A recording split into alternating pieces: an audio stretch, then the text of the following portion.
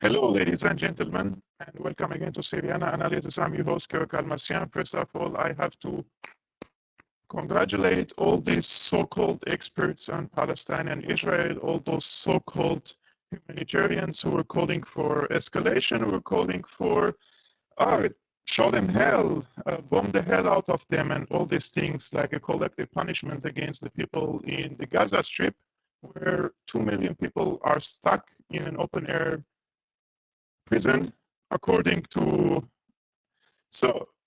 shaky audio. I have been checking the audio very clearly. It seems that this is now from the software that I'm using. It's incredible. Just a second, stay with me.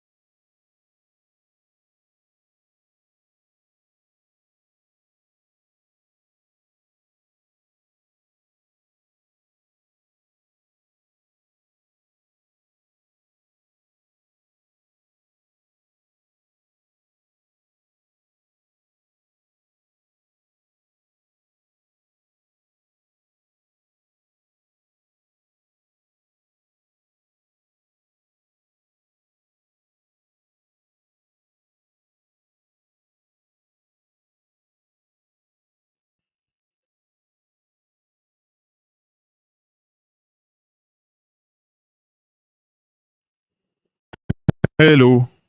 Hello. Yeah. Hello. Yeah.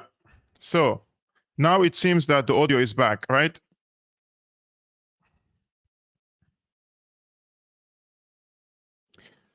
Perfect audio now. Thank you very much, guys, for tuning in. I apologize. I changed right now my mixer for live streaming. Please let me know if, again, the problem pops up. I'm checking the chat here. It's incredible that I have to invest so much and I don't understand why is it happening. Is it from the software or something else? Thank you very much, guys, for your patience. And I would like first to congratulate, of course, I'm doing a sarcasm for all these so-called pundits and all these people who are calling for show them hell and finish them and all this stuff. So you can see that in this video that I played at the beginning, what happened in the Gaza Strip. There is a carpet bombing happening in the Gaza Strip right now, and a lot of people are dying. I understand that also from the Israeli side, they're receiving so many casualties, but this is not going to end when people just resort to this famous motto, an eye for an eye, right? So instead of these people calling for peace and calling for de-escalation, they're calling for murder from their comfort zones, and these people haven't seen a war in their entire lives. And I see the tone, I see the attitude, I see that these people are also coming from a racist, I would say, stance and angle, because they don't see the people who are stuck in the Gaza Strip as humans. If they have seen them as humans, they would have called for their at least freedom from this siege that was imposed on them for more than 15 years right now.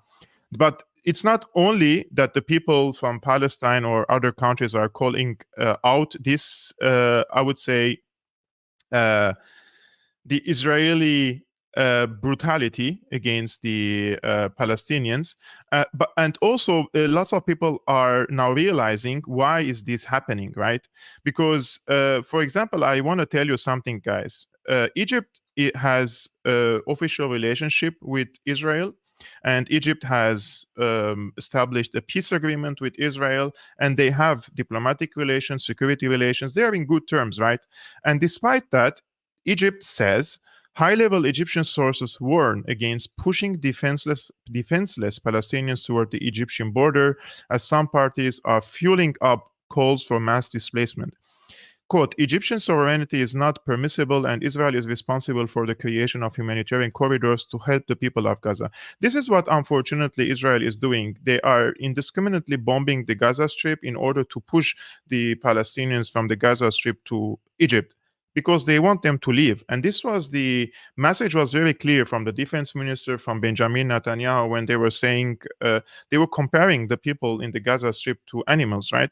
And when you compare the people to animals, then you are telling them that you will show no mercy. And Netanyahu himself told them they have to leave. But where they have to leave? This is the question. The only place they can leave technically is to Egypt from the Rafah border crossing, right? Because the other places are besieged and occupied by Israel.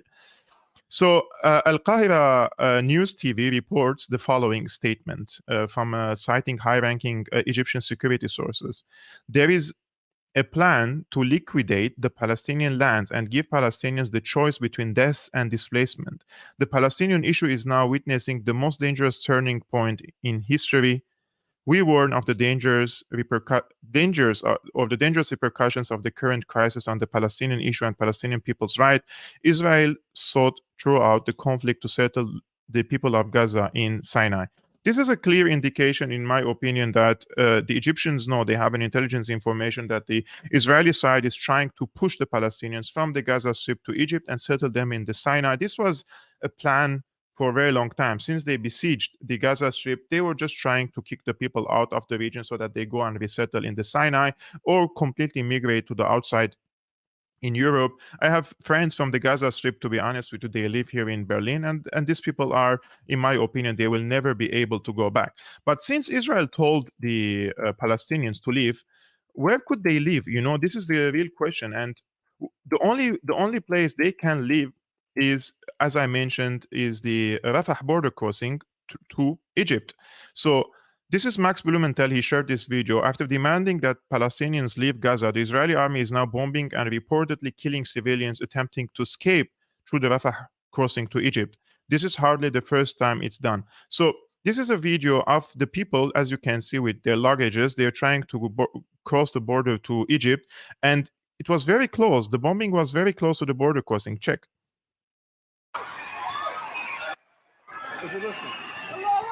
خليك هنا خليك هنا لا خليك جوا خليك جوا خليك جوا سعيد.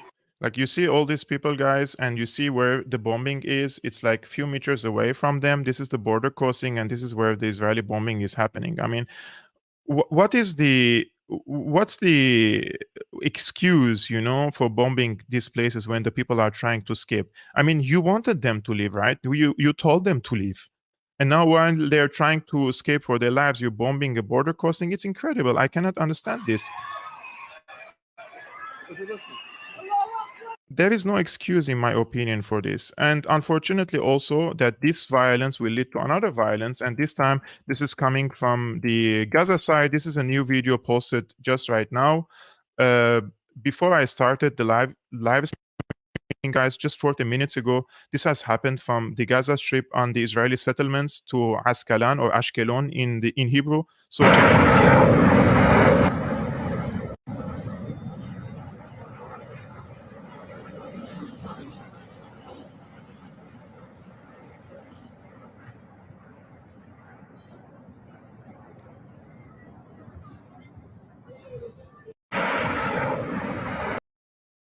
So people need to understand something, guys. In the Gaza Strip, Hamas people, they have so many tunnels and so many bunkers under the ground. They have built a city under a city. So as much as the Israeli side bombs the Gaza Strip, the vast majority of the casualties will be from the civilians. So practically speaking, from the military perspective or military point of view, if Israel wants to eliminate Hamas, jihad, and their military capabilities, they have to go to ground offensive. They have to go and occupy. They have to go back, because I was reading some of the comments say audio is back clear. I thought it's gone. Anyways, so the Israelis have to go wage a ground offensive and occupy the Gaza Strip completely. And this is, in my opinion, the goal. The goal right now from the Israeli side is to carpet bomb the area, expel as much as civilians possible to the Egyptian side, and then go for ground offensive. But as I mentioned to you guys in the previous video, that this will have also other consequences, and that means Hezbollah will intervene, the United States will probably intervene, Iran will intervene, Syria probably will intervene, and this will lead to be honest with you, to a regional war. And nobody should call for a regional war. Nobody should call for escalation, right? If the wise thing to do is a grand compromise, and speaking of a grand compromise, if you check the balance of power internationally and in the region, there should be a fair compromise, right? But as I told you again, with the presence of Netanyahu in power, this is impossible. Netanyahu is a megalomaniac psychopath, and a lot of people are predicting that he will bring Israel to its knees because of his policies. So I truly don't know where is this going to head, but the facts on the ground indicate that we're going to escalation, and we're going to intervention from the Hezbollah side sooner or later. Since we spoke on this channel about the two theories about this attack from Hamas from Gaza Strip against these settlements. One of them was, guys, that Israel allowed it to happen. They were watching it and they allowed it to happen, right? And the second was intelligence failure. So the first one, there are some updates. Egyptian intelligence officials said that Jerusalem had ignored repeated warnings that Hamas was planning, quote, something big, which included an apparent direct notice from Cairo's intelligence minister to the prime minister. So apparently Egypt warned Israel that something is going to happen, something big is coming from the Gaza Strip against the settlements. This was coming from the Cairo's intelligence minister. He was telling it to the prime minister of Israel, and Egypt claims that Israel ignored it. Just a few minutes after this statement, the Prime Minister of Israel office on Twitter, they said the Prime Minister office, the report to the effect that Prime Minister Benjamin Netanyahu received a message in advance from Egypt is absolutely false. No message in advance has arrived from Egypt, and the Prime Minister has neither spoken nor met with the head of Egyptian intelligence since the formation of the government, neither directly nor indirectly. This is totally fake news. So the Israeli side now is rejecting this allegation from the Egyptian side, but we on this channel we always want to shed light on both sides, right? The theory that the Israelis were watching and they allowed it to happen, and now the Egyptians are saying, Egyptian intelligence minister says that he warned Bibi, and Bibi refused this or reject this allegation and says this is fake news. Today I was reading a brilliant article by Scott Ritter. As you may know, guys, Scott Ritter is a former U.S. Marine intelligence officer, and he's very famous for lots of people know him. And he has written a brilliant article in this regard. I want to share with you some parts of it. I believe that you will be very interested to know the opinion of an expert about this, right? So he says Israel's massive intelligence failure. The origins of Israel's intelligence failure on the Hamas attacks can be traced to the decision to rely on AI, so artificial intelligence, instead of contrarian analysis born of the earlier intelligence failure of the 1973 Yom Kippur War. As the scope and scale of the Hamas surprise attack on Israel becomes clearer, one question emerges more than any other from the detritus of the battlefield. How did such a massive, complex undertaking escape the notice of Israel's vaunted intelligence services? So how did it happen? How did they miss? How couldn't they notice it, right? An equally important question is, why wasn't this attack detected by the US intelligence community as well? This is another very good question. The answer lies in the history of success Israel has enjoyed in identifying and responding to Hamas operations in the past, success which manifested itself into a culture of complacency, resulting in the deaths of hundreds of Israeli citizens, the very people the intelligence services were dedicated to protect. The fact that this attack took place 50 years and a day from when Israel suffered what had been, up until this moment, Israel's greatest intelligence failure, the 1973 Yom Kippur War, only reinforces the depth of the failure that transpired. So here, as you can see, an expert on this issue, he doesn't believe that the Israelis were aware of it. He thinks that this was an intelligence failure, mainly because Israel heavily relied on artificial intelligence, collecting data from the Gaza Strip, and also analyzing it through certain algorithms instead of relying on human intelligence, for example. I'm not going to go through all these details because he's speaking about lots of historical, let's say, context here. I will post a link now in the chat for you guys if you are interested to read it all for the historical context as well. But I will just focus on what happened now. The reality was manifest in the words of the U.S. National Security Advisor Jake Sullivan. So Jake Sullivan, only I think 2 weeks ago, he made a statement speaking at the festival a week before the Hamas attack. So 1 week before the attack, Sullivan, who is the National Security Advisor of the U.S. administration, he said optimistically that the Middle East region is quieter today than it has been in 2 decades, adding that the amount of time I have to spend on crisis and conflict in the Middle East today compared to any of my predecessors going back to 9/11 is significantly reduced. So this statement indicates that the US was very relaxed that nothing serious is going to happen in the Middle East, let alone between the Palestinians and the Israelis in this regard. The foundation of Sullivan's errant optimism seemed to be a joint US-Israeli policy that sought the normalization of relations between Israel and the Arab world, first and foremost with Saudi Arabia. So the Americans and the Israelis thought that once they normalize relations with the UAE, with Egypt, with Saudi Arabia, and other Arabic countries, the Palestinian conflict will lose its importance. Therefore, the Palestinians will not be motivated to use, for example, arms against, or armed violence, let's say, against, or resistance against the Israelis, right? So this was one of the aspects why they were relaxed. Israeli Prime Minister Benjamin Netanyahu, who for more than 3 decades has been the poster child for Israeli security, had bought into the idea of normalization with the Saudis as the key component of a strategic realignment of power in the Middle East away from Iran and toward Israel. This faith in the imperative of normalization was a vivid demonstration of how Israel's new emphasis on intention over capabilities blinded it to the reality of the threats emanating out of Gaza. Likewise, the fact that the US had once again subordinated its threat analysis to Israeli conclusions, especially in circumstances where Israel saw no immediate danger, meant the US didn't spend too much time looking for indications that might contradict the Israeli conclusions. So from the political side, guys, or from the military side, the Americans decreased their intelligence surveillance over the region, let's say between the Palestinians and the Israelis, because they depended their information on the analysis that is coming from the Israeli side. But these analyses that are coming from the Israeli side, basically, mostly they're based on artificial intelligence, collecting data, communication data from the Gaza Strip, analyzing them through the algorithms and coming to conclusions lately, right? So this was a huge failure from the Israeli side, not the American side, because the Americans were relying on the Israeli information in this regard. So how did the Hamas outsmart the AI?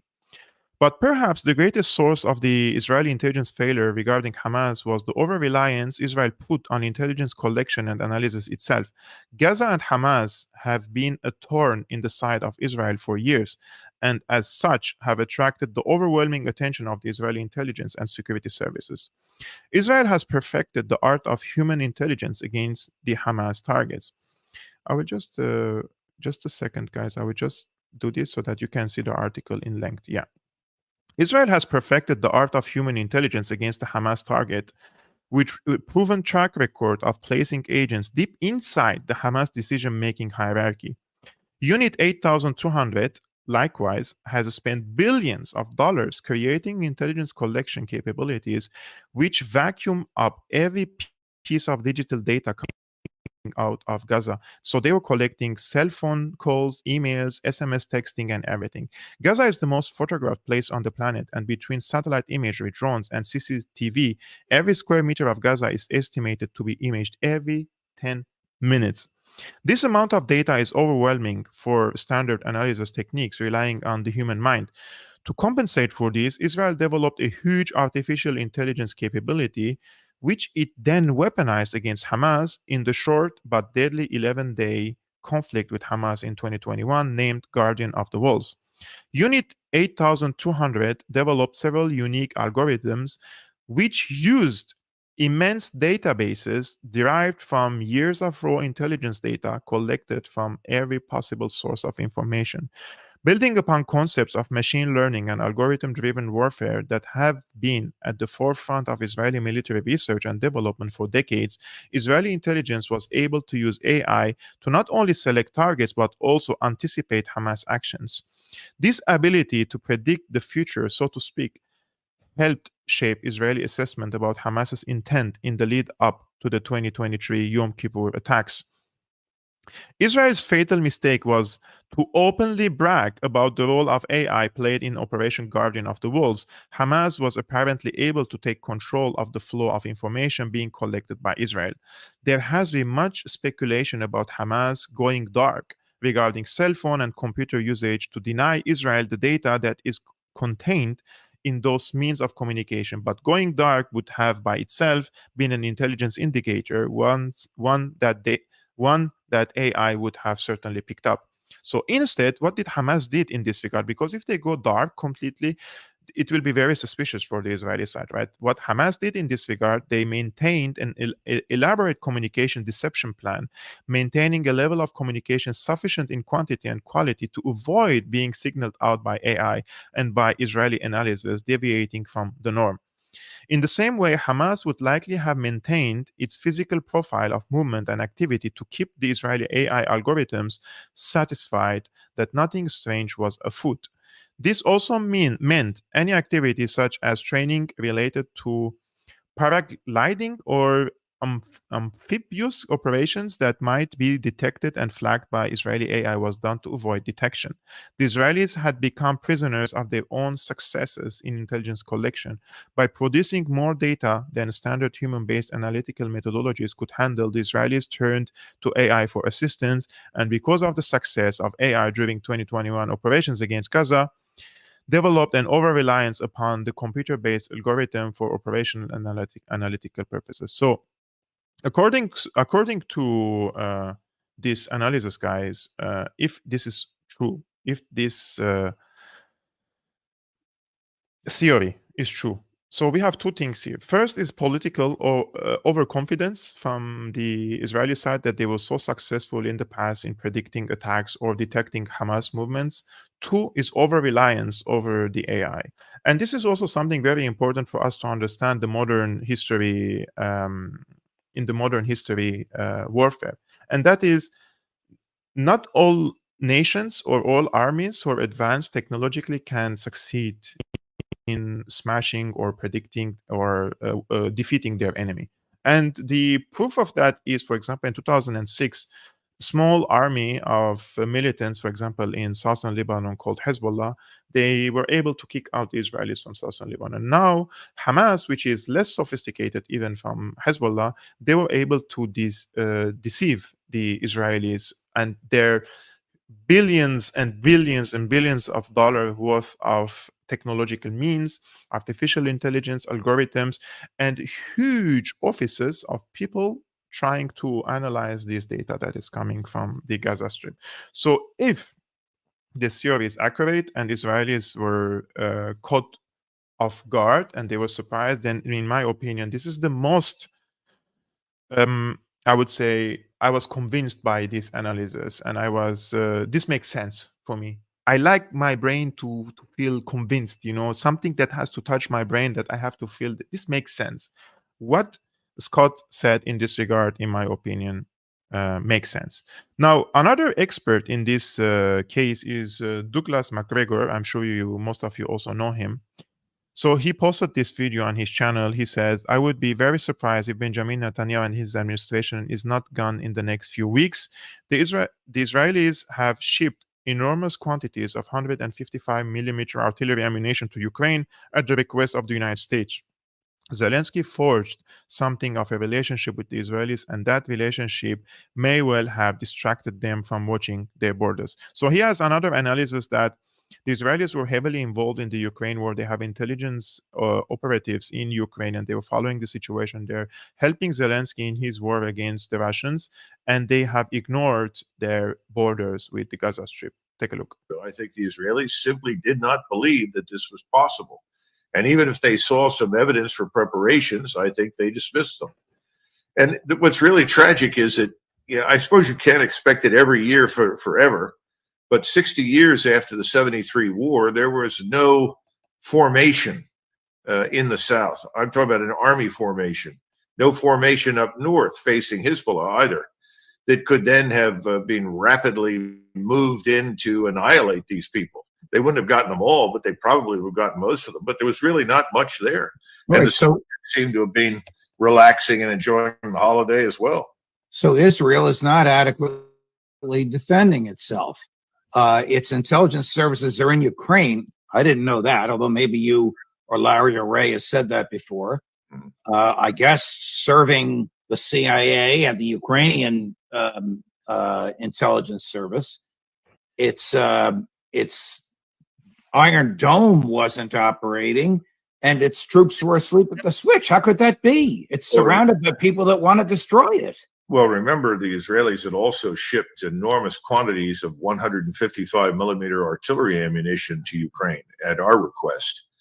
And that ammunition has been very important to Zelensky and his crew. I think Zelensky forged something of a relationship with the Israelis, and that relationship may well have distracted them from watching their own borders. We don't know. But the other point is this. You can see evidence for something. You can see indicators, but you can then also deceive yourself. We deceived ourselves, and we got the Battle of the Bulge. There were lots of people who saw things happening. Reports came up from the lowest level, but the senior officers involved didn't pay attention. For whatever reason in Israel, the decision was made that there's nothing to worry about, that they can cope. And they were wrong. And I'm sure that Mr. Netanyahu and his administration will pay a price for this. I'd be very surprised if Mr. Netanyahu is not gone in the next few weeks. So what do you think, guys, about this analysis, both of them, Scott Ritter and Douglas McGregor? Which one do you think is more reasonable? Do you think that this was an intelligence failure based on heavy reliance on AI and technology, or because Israel was more, let's say, busy trying to help the Ukrainians or sending their teams to Ukraine, intelligence assets there, to help Zelensky in his war against the Russians? Which one do you think makes more sense? Personally, I think the AI intelligence makes a lot of more sense, to be honest with you, because Israel doesn't have a shortage of Mossad and other types of intelligence assets to follow both cases. Israel is a country that is heavily invested in the security and the intelligence apparatuses, so I would be surprised if they had a shortage of manpower in this regard. So personally, I believe that the Scott Ritter's explanation makes more sense for me. But what do you think, guys? Let me know your opinions. I'm still reading here, and some of you are saying technology is good until it doesn't work, and this is so true. Heavy reliance on intelligence, on AI and technology in the warfare, sometimes it's good, but not Every technology has its blind sides, right? I will. This was a very important article published on the Haaretz, guys. This was published yesterday. Haaretz is an Israeli newspaper, Israeli website, and the author is Gideon Levy. He's an Israeli author. He's prize-winning journalist, and he wrote some heavy critic. Yeah, he criticized the Israeli successive governments. He says, behind all these lies, Israeli arrogance, the idea that we can do whatever we like, that we will never pay the price and be punished for it. We will carry on undisturbed. I will just make this that you guys all see. Yeah.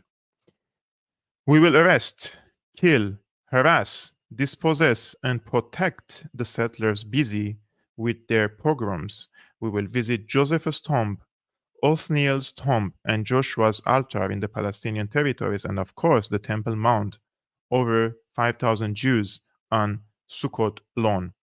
We will fire at innocent people, take out people's eyes and smash their faces, expel, confiscate, rob, grab people from their beds, carry out ethnic cleansing, and of course continue with the unbelievable siege of the Gaza Strip, and everything will be all right. We will build a terrifying obstacle around Gaza. The underground wall alone cost 3 billion shekels, which is $765 million, and we will be safe. We will rely on the geniuses of the Army's 8,200 cyber intelligence unit and on the Shin Bet security service agents who know everything. They will warn us in time. It turns out that even the world's most sophisticated and expensive obstacle can be breached with a smoky old bulldozer when the motivation is great. This arrogant barrier can be crossed by bicycle and mopped despite the billions poured into it and all the famous experts and fat cat contractors. I can feel personally the power in these words, and he's truly angry. We will make peace with Saudi Arabia and the United Arab Emirates, and the Palestinians will be forgotten until they are erased, as quite a few Israelis would like. We will keep holding thousands of Palestinians prisoners, sometimes without trial, most of them political prisoners, and we won't agree to discuss their release even after they have been in prison for decades. We will tell them that only by force will their prisoners see freedom. We thought we would arrogantly keep rejecting any attempt at a diplomatic solution only because we don't want to deal with all that and everything would continue that way forever. Once again, it was proved that this isn't how it is. A few hundred armed Palestinians breached the barrier and invaded Israel in a way no Israeli imagined was possible. A few hundred people proved that it is impossible to imprison 2 million people forever without paying a cruel price.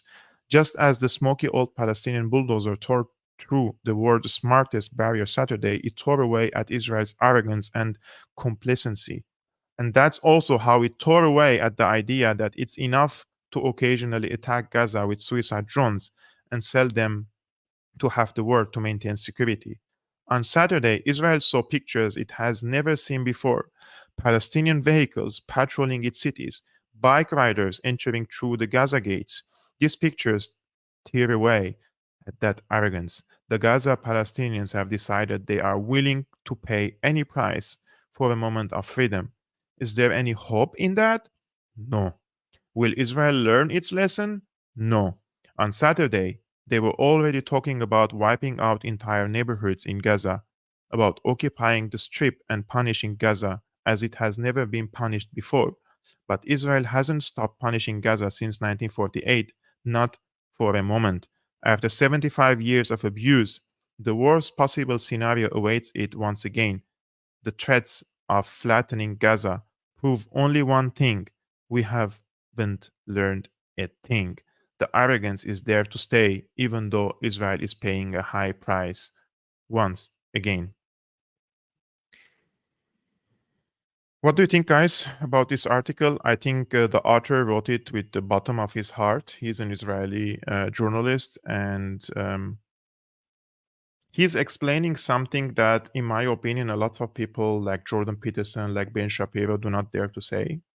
And these two characters are, they have gone completely rogue nowadays on social media platforms, and they have gone completely crazy, to be honest with you, and they have lost the respect and the trust of millions of people. Because even if you disagree with the Palestinian side of view, and of course, all of us should refuse and reject the crimes that were committed in this operation. If any civilian was harmed, and of course there were so many civilians harmed, there were people who died, and these people are innocent. Nobody should murder any innocent person, and the soldiers who take, like, when they lay down their arms, they should be treated as prisoners of war. I have spoken about this in the past video. I don't want to repeat myself, right? So even if you reject the notion and the premise and the right of the Palestinians to hold arms and resist, you don't want to flatten Gaza and kill everyone there, right? 2 million people, half of them are children. So this is a barbaric behavior by Ben Shapiro and by Jordan Peterson, who calling for the extermination, basically, of the Palestinians from a territory that belongs to them. Gaza Strip belongs to the Palestinians.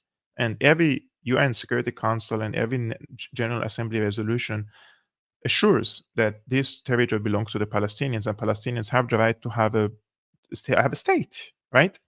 But nowadays, guys, these calls for ethnic cleansing, genocide against the Palestinians have become so normalized that people are speaking about it as if it's some sort of like they're eating biscuits, like this is a member of the Knesset. I don't know what's her name exactly. Atali Gottlieb.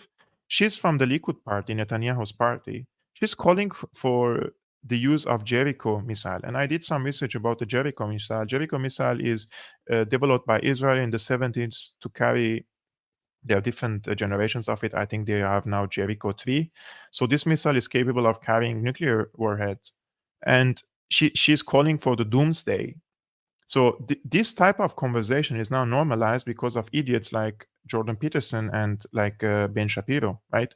Who are calling these things on social media platforms, and people are becoming encouraged, those who hate the Palestinians, to call for genocide. And it doesn't stop there. Like, for example, this woman is from the Christian Democratic Union in Germany. She's a member of a political party here. And she says in German, ich hoffe, dass Gaza in ein paar Tagen nur noch Geschichte ist, which means I hope that in a few days Gaza will only be history. So what does it mean Gaza will be history in few days? Like, how can you make Gaza Strip a history unless you are calling for genocide and killing the people, right? How? Please, somebody explain to me, how is that? And she comes and arrogantly she replies, she said, I didn't call for genocide. I called for ending Gaza in its current form. She didn't say that in her initial tweet, right? And I will continue to do so. And I say, you didn't say in its current form. You said you want for Gaza to be history in a few days, which is the largest open-air prison in the world, according to the Human Rights Watch. So unless we solve the root cause of the problem, I'm afraid the situation will not change. And she comes back and she says, then translate the comments below. Gaza is primarily administered by Hamas, whose sole aim is to establish an Islamic state in Israel. Of course, Gaza must end this way. Like, she's literally lying, because I understand German, right? And I translate it. I mean, it's not even if I don't understand, I can translate, right? She says, I told you literally said you want Gaza to become under Israeli control. This is what she says. Nein, ich spreche davon, Gaza unter die Kontrolle der Israelis zu bringen. Was heißt das? What does it mean? It means that she wants Gaza to be under Israeli control. Of course, they don't say occupation, right? They say control. So she literally says that Gaza should become under Israeli control. What does it mean? That means ground offensive and occupation of the Gaza Strip, which means the occupation of other people's land and homes. Just like Israel occupied the land of my country, Syria, the Golan Heights. I'm sure you know that Israel illegally occupied and annexed lands in 1967. Every UN resolution calls on Israel to withdraw and end the occupation. Why is it hard to understand that when there is occupation and oppression, there will be violence? And of course, she never came back to that comment. But as I told you guys, it has become normalized nowadays. People are speaking about the genocide and ethnic cleansing like they're eating a biscuit, And these people, they have never been to war zone. No bomb fell near their apartment. They don't know what does it mean to live in a besieged area. But they are all, mashallah, as we say, they're experts on war, and they are calling for extermination of other people. It becomes so normalized nowadays that mm, it makes me sick in my stomach, right? And it's not only the people, the normal people. Look, for example, the BBC, guys. This is horrendous. Like they say, more than 500 people have died in Gaza. Can you see? Like they died, like as if there was a natural disaster or something. There was a earthquake I don't understand this wording. More than 500 people have died in Gaza after Israel launched massive retaliatory airstrikes, according to Gaza's health minister. But the Israelis, more than 700 people have been killed in Israel since Hamas launched its attacks on Saturday. Can you see, guys, the wording here? So the Palestinians apparently die, and the Israelis get killed or murdered. And to be honest with you, both sides are getting killed and getting murdered in this regard. They don't die just like because there is a bullet, there is a rocket, there is a missile, there is an airstrike. There are rockets and missiles falling, right, on both sides. These people are getting killed. Whether you're on, I don't care on whose side are you guys. Both sides are getting killed. But the BBC is so horrible. Like they can't think any lower, right? Like they are just competing against themselves. They're competing against themselves to prove to the world that they're worst of the worst. And thankfully on Twitter, these community notes are becoming really important. And the note says, note the language used in this post. Israelis are killed while Palestinians die. The intent is to create a perception that certain deaths are natural or unexplainable, while others are the result of concrete acts of violence. And I told them, like, how did these evil Palestinians die in Gaza? Let me guess, climate change? Or probably they got corona, I'm sorry that I'm making sarcasm in these sad times, but it sometimes you have to respond them with this way, so that the people see how ridiculous they are and in their interpretation. And the BBC hosted Hussam Zomlot. You remember in the past video, I showed you parts of his interview.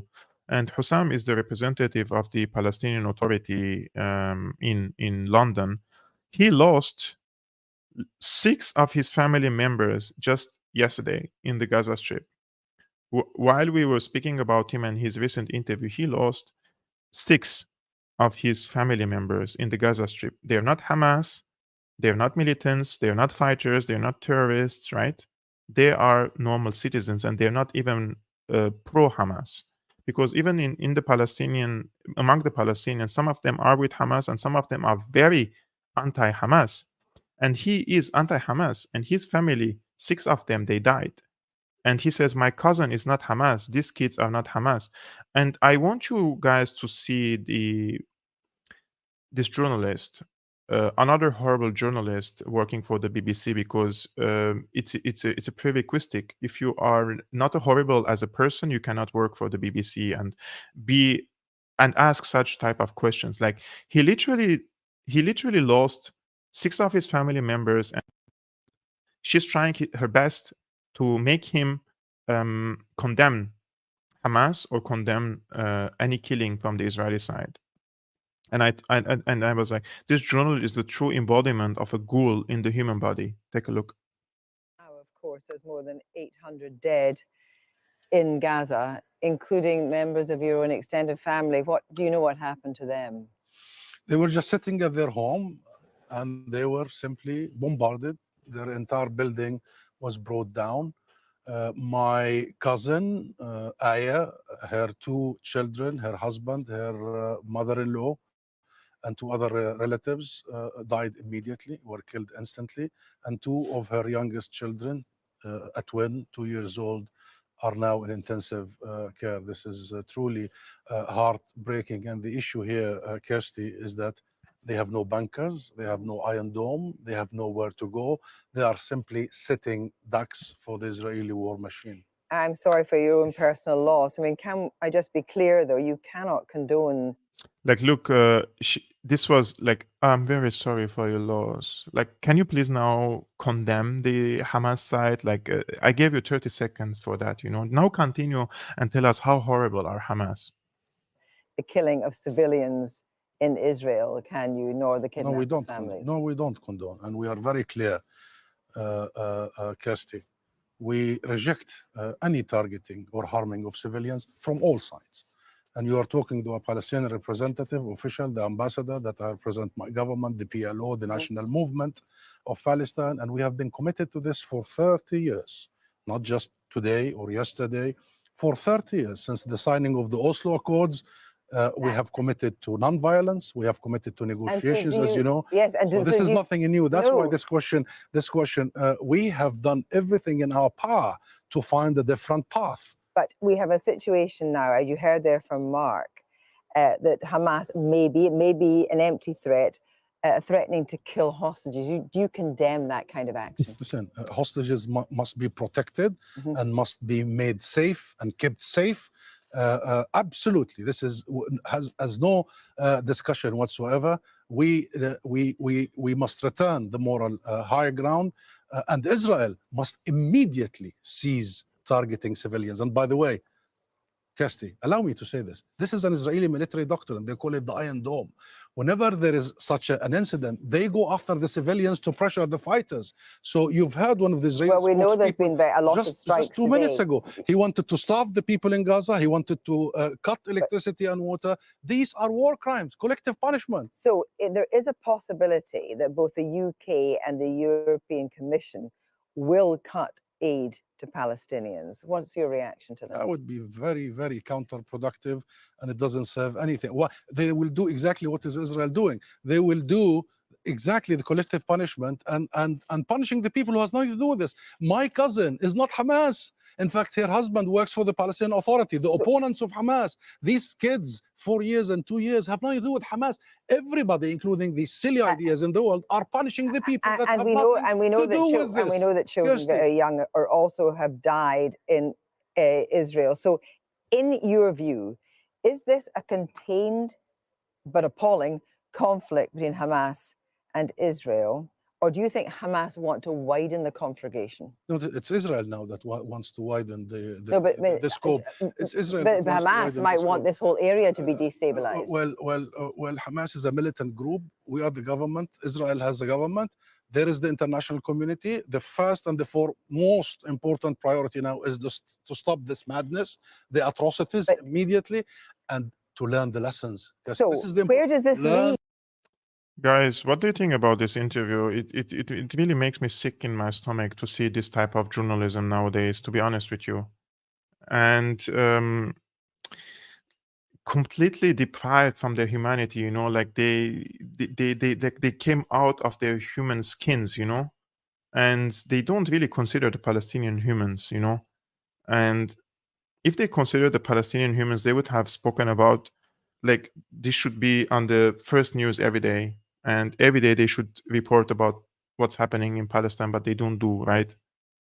And it's so unjust, in my opinion, what they're doing in this regard. And now there are reports coming from Israel, and it is repeated on every single mainstream media outlets. The Israeli Defense Ministry and the Israeli army say that they found 40 babies and they were all decapitated. I would like to see evidence for that. And if I see an evidence for that, I will do a video and explicitly condemn Hamas. As long as there is no evidence, anything can be claimed. And we have to have learned our lessons, guys. This establishment is based on lies. And it's an empire of lies. Since I opened my eyes to politics, 2003, based on lie. I mean, even 9/11, not completely accurate, right? The official narrative. We have the Iraq war, complete lie. We have the Libyan war, complete lie. Syrian war, complete lie. We have Ukraine war, complete based on lie. So I take these allegations with grain of salt. Show me the evidence, convince me that this has happened, then of course we will all stand together to condemn it and ask for justice, all of us.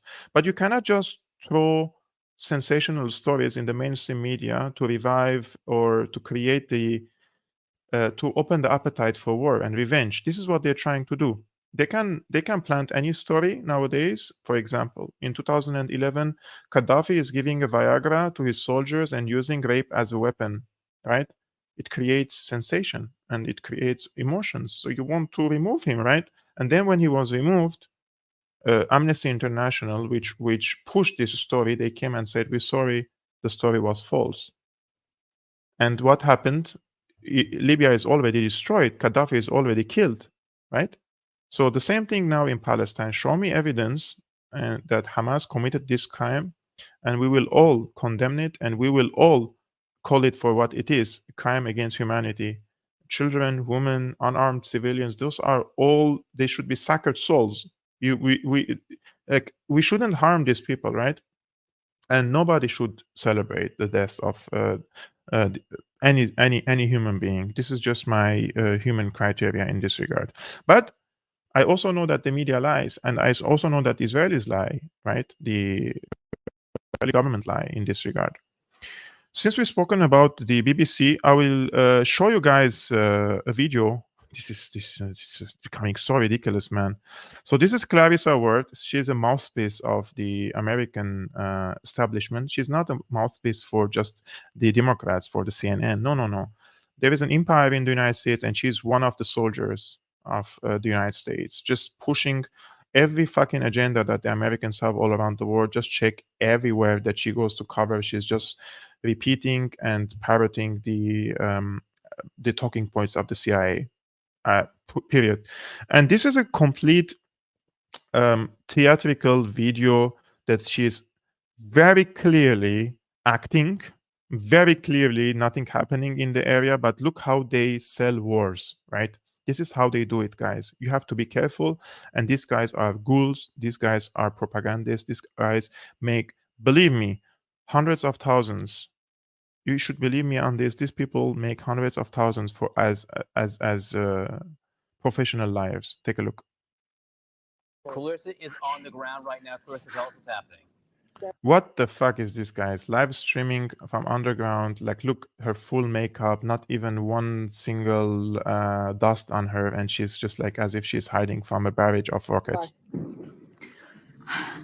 Hi, John. So forgive me, I have a slightly unelegant position, but we have just had a massive barrage of rockets coming in here, not too far from us. So we have had to take shelter here by the roadside. We're just about 5 minutes away. Gaza is in that direction. We can hear now a lot of jets in the sky. We could also hear the Iron Dome intercepting a number of those rockets as they were whizzing overhead and making impact in that direction, not too far from here. We came to this location because this was ground zero for this entire operation of carnage. Hamas militants came on a pickup truck. This was the first place where they breached that border wall, and they basically drove down this strip, just spraying lead wherever they went. We saw, in fact, I was just grabbing it before that happened and we had to hit the deck, but heavy weaponry being used. It's saying we can get up now. Where are we moving to? Sorry, just 1 second, guys. Okay. Guys, this is complete bullshit. So now I can show you. The rockets, the danger is gone now. The scene here. Oh my God. This is where those militants first came.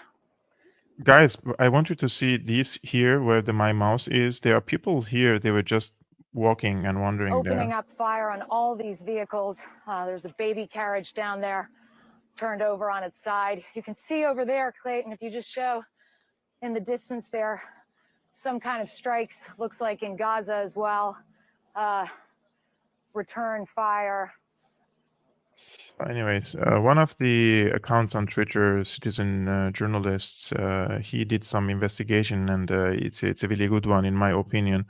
And as you can see, while she was claiming to be under heavy rocket attack, there were people here. As you can see, there are two people just walking, and they were even smoking cigarettes. And then there was this woman walking like freely again, like nothing is happening there. And this is those are the two guys that were here, and they're just smoking cigarettes. It's like it's a complete clown show, right? It's a complete clown show. And these people have no shame, believe me, and they will keep their jobs. They will continue advancing their careers. They will make more money on the expense of other people's livelihood, on the expense of other people's security, and on the expense of other people's blood. Believe me, these people are horrible people. You should never be on their side.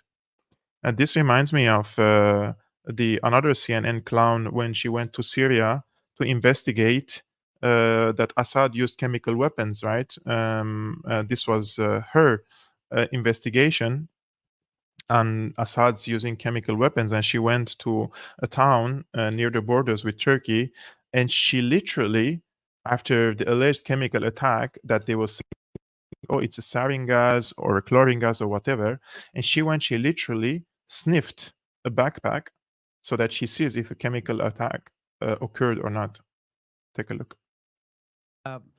Here's the CNN report. And I'm going to guess this reporter has won -7 awards for her reporting. She is literally sniffing a backpack. Which, by the way, shows that she's not worried about it at all. At all. If I went somewhere, I would not get anywhere near that backpack if I thought something was actually in it. I certainly wouldn't stick my face in it and inhale it if we're talking about chemical weapons.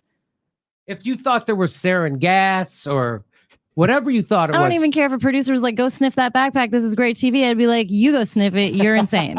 I don't think so. And that guy's just helping her. Like, okay. Yes. Look at the guy. Oh, here. Sniff away. Sniff away. Ready? No, here we go. Here we go. And there's definitely something that stings. I can't. Oh my God. It's so stinky. It's so chemically. Oh my God. That's like, I don't even think you can get another day out of that one. A lot of times Is she joking or is she serious? I can't tell. She's serious. Oh my God, this seems like something you would do as a behind the scenes joke. This is like The Onion. Yeah. If The Onion made videos, this is what it would look like. Oh my God. But these are the people who called me a conspiracy peddler. These are those people. Same people. Spirit. Hang on, here we go. And there's definitely something that stings. I mean, it never gets old. There's definitely something. It's just so stinky. Yeah, I think. Who are you, Kojak? That's horse. I don't understand. I can't believe this. Real. What kind of a reporter? Right. It's like, hey, I bet there's some chemical from a chemical attack on here. Let me sniff. Give me it. Let me sniff it. Where is it? What? I mean, obviously she knows that that's not in there, or she's really, Stupid. really not smart. Yeah, right. Hey, we're going to send you to Syria to look for chemical weapons. Do you want me to sniff them out? Yes, literally. Please. We want you to wherever you think it's contaminated with a chemical, go sniff it. This is what TV news has become, sadly. Like, this is what we're wasting our time with. It's like reality TV. This is hilarious. Guys, so these are the type of journalists that we have to trust, whether it's in Ukraine, whether it's in Palestine, whether it's in Syria, right? Those people are ridiculous. And these people are soldiers, actors on the ground, advancing political goals, advancing military goals, advancing the financial goals of the very tiny elite. They are pocketing lots of money from this, who are benefiting from it. That's why we have channels like mine, and lots of other people are doing their independent work. I very appreciate them and for being brave and speaking, because nowadays speaking the truth comes with consequences, and you have to be very brave to face the giant lies that are coming from the mainstream media. So guys, if you appreciate my work, please subscribe here on YouTube, but also on Rumble. If you're on Rumble, please go and subscribe to my Rumble YouTube or my Rumble channel as well. Today, I learned that one of the YouTubers, Jackson Hinkle, his YouTube channel was completely taken down because of misinformation about Ukraine. So if you want to support my work, please also subscribe to my channel on Rumble. And if you want to support my independent work like I'm doing right now, financially, you can become a patron. There are also different means in the description below. And I will see you guys tomorrow. Thank you very much for tuning in. I've been your host, Almassian of Syriana Analysis, and I will see you very soon.